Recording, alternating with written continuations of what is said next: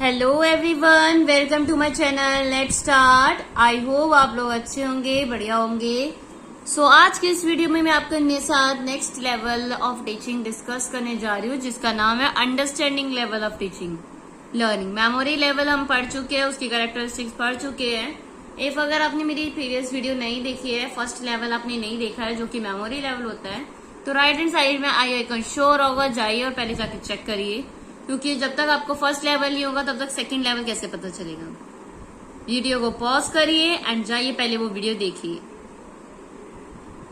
आई hope आप सबने video देख ली होगी। वो अगर आप देख चुके हो तो पहले तो वीडियो को पॉज करके मुझे ये बताइए उसकी कुछ कैरेक्टरिस्टिक्स मेमोरी लेवल की जो आपको याद है, जो आपको समझ आई है। तो इस वीडियो के नीचे मुझे कमेंट करके बताएं, मैं आपको रिप्लाई जरूर करूंगी कि आपने करेक्ट बोली है, नहीं है, क्या है, आपको रिस्पॉन्स जरूर करूंगी।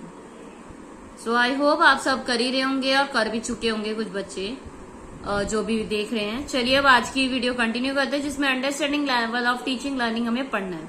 Understanding level of teaching learning जो कि सेकंड लेवल होता है टीचिंग का। क्या मतलब होता है? In the words of Morris L बिगे, understanding level teaching learning can define as the one that seeks to acquaint the student with the relationship between a generalization and the particular between principles and solitary fact and which show the use to which the principle may be applied. At this level of teaching learning take place at a more advanced cognitive level than memory level. यहाँ पे understanding level develop होता है। इसके अंदर basically बच्चा और generalisation से, principal से इनको रिलेट करता है, इनको समझता है। इस लेवल पे बच्चे का डेवलपमेंट काफी एडवांस होता है in comparison to memory level. Memory level के कंपैरिजन यहाँ पे बच्चे का कॉग्निटिव लेवल काफी ज्यादा होता है। क्या कैरेक्टरिस्टिक्स है understanding level of teaching learning की? The main objective of this level is to C relationship between the acquired facts, to comprehend the meaning of acquired fact, to seek generalisation and to apply generalised facts. कि बच्चे ने कितना acquire करा है, कितना देख पाया है, कितना समझ पाया है और कितना वो अप्लाई कर पा रहा है अपनी लर्निंग में, अपनी लाइफ में उस चीज को यूज कर पा रहा है। अदर कैरेक्टरिस्टिक्स क्या है इसकी? The subject matter of understanding level is planned, organised and presented in such a manner so as to result in meaningful learning. मतलब जो भी लर्निंग है उसको प्लान करना, ऑर्गेनाइज करना, प्रेजेंट करना इस तरीके से तो कि जो रिजल्ट है मीनिंगफुल लर्निंग हो पाए बच्चे की। Like memory level, teacher play dominant and authoritarian role at this level. यहाँ पे टीचर का रोल कैसा होता है? काफी डोमिनेंट एंड अथॉरिटेरियन वाला होता है। Teacher has an additional responsibility of making the subject matter understandable and meaningful besides mere acquisition by learner. यहाँ पे टीचर का अदर क्या रोल हो जाता है, क्या रिस्पॉन्सिबिलिटी होती है कि जो सब्जेक्ट मैटर पढ़ाया जाए वो अंडरस्टैंडेबल हो बच्चे को, मीनिंगफुल हो, ताकि बच्चे उसको एक्वायर कर पाए, सीख पाए। यहाँ पे रोड लर्निंग पे फोकस नहीं किया जाता। Learner actively participate into the process and apply their cognitive abilities for the discrimination, generalization and application of the generalized insight. Learner participate करते हैं इस प्रोसेस में, अप्लाई करते हैं अपने कॉग्निटिव, जो जितना वो सोच सकते हो अपनी एबिलिटी के अकॉर्डिंग यूज करते हैं अपने माइंड का, उसको डिस्क्रिमिनेट करते हैं, जनरलाइज करते हैं, एप्लीकेशन जो होती है उसको इंसाइट करते हैं, मतलब यूज करते हैं माइंड का अपना उस चीज को सॉल्व करने के लिए। Methods applied at understanding level are, कौन से लेवल होते हैं? Inductive, deductive, lecture come demonstration, analytic, synthetic and narration come question answer method. Inductive, deductive वाले मेथड, ये लेक्चर कम डेमोन्स्ट्रेशन, मतलब यहाँ पे डायरेक्ट लेक्चर या नरेशन मेथड नहीं यूज होता, डायरेक्ट बच्चों से क्वेश्चन आंसर्स, इन्वॉल्वमेंट स्टूडेंट्स की भी होती है equally. Evaluation programme at the level needs to be more comprehensive than memory level.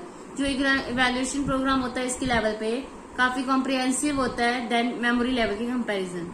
Oral examination, practical examination, written examination, इस तरह के एग्जामिनेशन लिए जाते हैं इवेल्युएशन डन करने के लिए बच्चे को, कि उसे कितना समझ आया। तो बेसिकली इस लेवल ऑफ टीचिंग लर्निंग की क्या एडवांटेज है, क्या डिसएडवांटेजेस है, वो जान लेते हैं अब। लर्निंग यहाँ पे काफी इफेक्टिव होती है, परमानेंट होती है इस लेवल पे मेमोरी लेवल के comparison.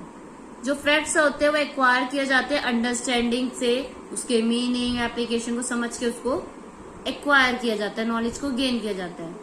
It helps in developing the cognitive ability like comprehension, discrimination, analysis, synthesis and application. इस तरह की चीजों एबिलिटीज को डेवलप किया जाता है भाई कि बच्चा डिस्क्रिमिनेट कर पाए, उस अंतर ढूंढ पाए, कॉम्प्रिहेंस ओवरऑल कर पाए, एनालाइज कर पाए, सिंथेसाइज कर पाए, समझ पाए.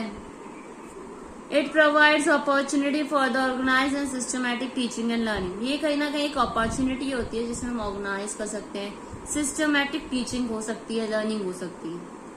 बट इसके डिमेरिट्स क्या है? अंडरस्टैंडिंग लेवल इज मोर और lesser teacher centered and subject centered. अब इस लेवल पे टीचर अब ऐसा कि आपको दिख ही रहा है कि बच्चे की बेसिकली बच्चे की कॉग्निटिव एबिलिटी के ऊपर ज्यादा फोकस किया जा रहा है. तो यहाँ पे टीचर सेंटर तो नहीं है, साथ ही साथ सब्जेक्ट सेंटर नहीं है. बच्चे को यहाँ पे बेसिकली बच्चों के ऊपर फोकस चाइल्ड सेंटर्ड है.